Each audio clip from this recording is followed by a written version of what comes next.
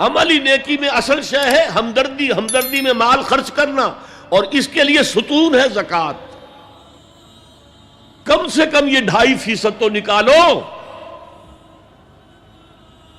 بوتل کا کارک تو کھل جائے، پھر اور بھی دو، اور بھی دو، اور بھی دو۔ یہ تو obligatory ہے، یہ تو فرض ہے، یہ تو لازم ہے۔ لیکن مقصد کیا ہے؟ اس کو جو سمجھ لیا بس یہی زکوٰۃ ہی ہمارے ذمے میں ہے، وہ بڑے مغالطے میں۔ حضور نے فرمایا صلی اللہ علیہ وسلم، ان فی المال حقا سوی الزکوٰۃ، اے مسلمانوں یہ نہ سمجھنا کہ بس زکوٰۃ ادا کر دی تو تمہارے مال کا سارا حق ادا ہو گیا۔ ان فی المال حقا سوی الزکوٰۃ، تمہارے اموال میں حق ہے اللہ کا زکوٰۃ کے علاوہ بھی۔ اور پھر آپ نے یہ آیت پڑھی،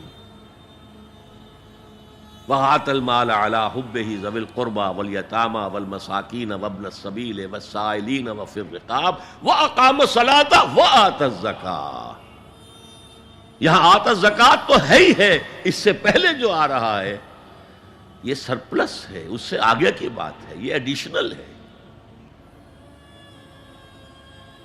اسی لیے جب انفقوا انفقوا انفقوا انفقوا انفقوا کی جو تکرار ہوتی ہے قرآن مجید میں، تو ایک جگہ پھر سوال کیا صحابہ نے، کتنا خرچ کریں حضور؟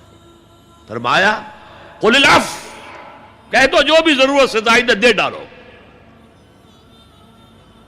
Don't accumulate, don't retain any thing.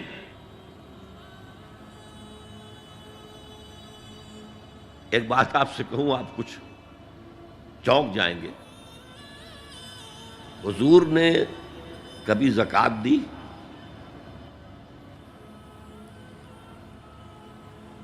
کبھی نصاب کے بقدر پیسہ آپ کے پاس جمع ہوا کہ آپ پر زکوٰۃ واجب ہوتی؟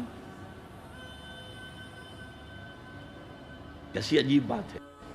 ارکان دین میں سے ایک رکن سرے سے غائب، کبھی آپ نے مال رکھا ہی نہیں۔ حضور کا اسوہ ہم جانتے ہیں، مسواک کر لی ہے، پائچے جو ہیں ٹخنے سے اوپر کر لیے ہیں، یہ اسوہ ہے؟ ہاں ہے، یہ بھی ہے، ٹھیک ہے، سنت ہے، اسوہ تو یہ ہے۔ اور صرف آپ کا نہیں، جنہیں ہم کہتے ہیں فقراء صحابہ، ابو ہریرہ، ابو ذر، سلمان فارسی، علی رضی اللہ تعالی عنہم اجمعین، یہ فقراء صحابہ میں سے تھے، کبھی کچھ نہیں رکھا اپنے پاس۔ میں نے بتایا تھا آپ کو شاید کہ حضرت علی کی جب شادی ہو رہی تھی حضرت فاطمہ سے، کوئی مکان تھا ہی نہیں، کہاں لے کے جائیں؟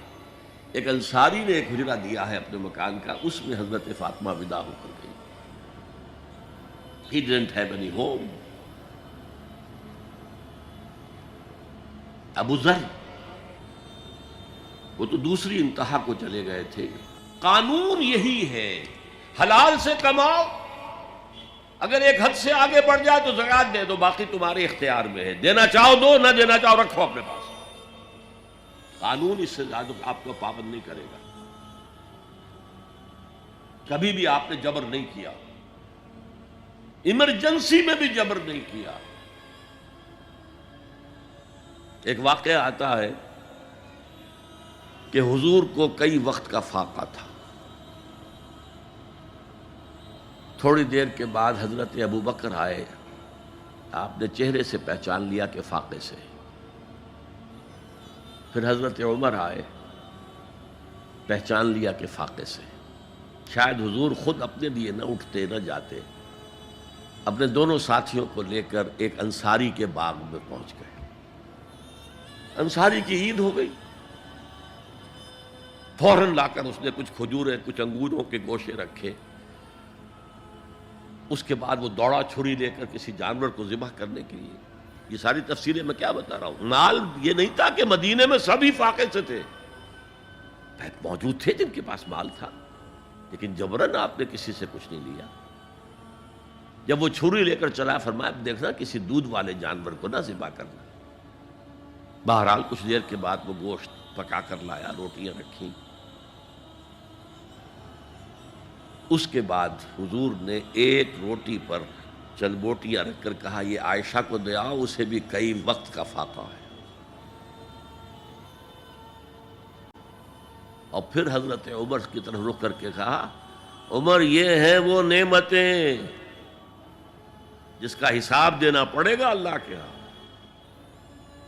وَأَمَّا بِنِعْمَةِ رَبِّكَ فَحَدِّثْ، اور یہ جو فرمایا گیا الہاکم التکاثر میں نعمتوں کا حساب لیا جائے۔ وَلَتُسْأَلُنَّ يَوْمَئِذٍ عَنِ النَّعِيمِ، فرمایا یہ نعمتیں ہیں۔ تو یہ ہے اصل میں انفاق کا معاملہ، آپ کے اس پر چھوڑ دیا گیا ہے۔ جتنا بھی آپ میں جذبہ ہے، جتنا بھی آخرت کا یقین ہے، اتنا ہی آپ پسند کریں گے کہ آخرت کے بینک میں جمع کرائیں، یہاں کے بینکوں میں کیوں جمع کرائیں؟ یہاں کتنا دے دیں گے آپ کو؟ 10%، 20%؟ وہاں 700% ملتا ہے۔ 700% نہیں، 7000، 700 گنا۔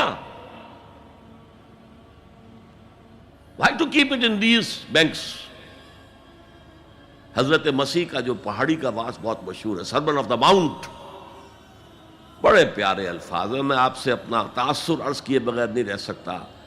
جہاں تک مواعظ کا تعلق ہے، جو حضرت مسیح کے مواعظ آئے ہیں ان سے اونچے واعظ کوئی ممکن نہیں۔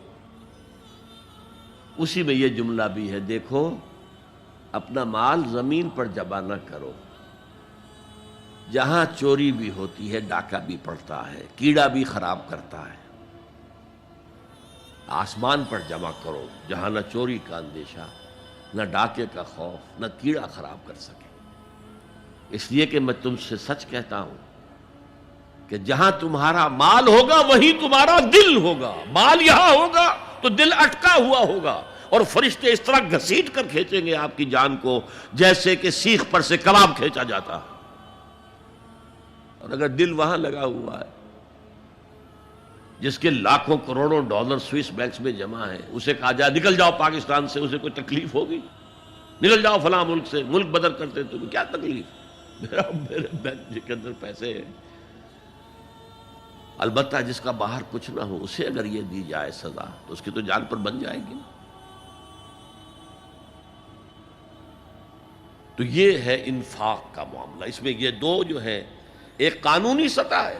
قانونی سطح یہ کہ حلال ذریعہ حرام نہ ہو، سود نہ ہو، جوا نہ ہو، فحاشی کو ذریعہ نہ بنایا جائے، منشیات کو ذریعہ نہ بنایا جائے کمائی کا۔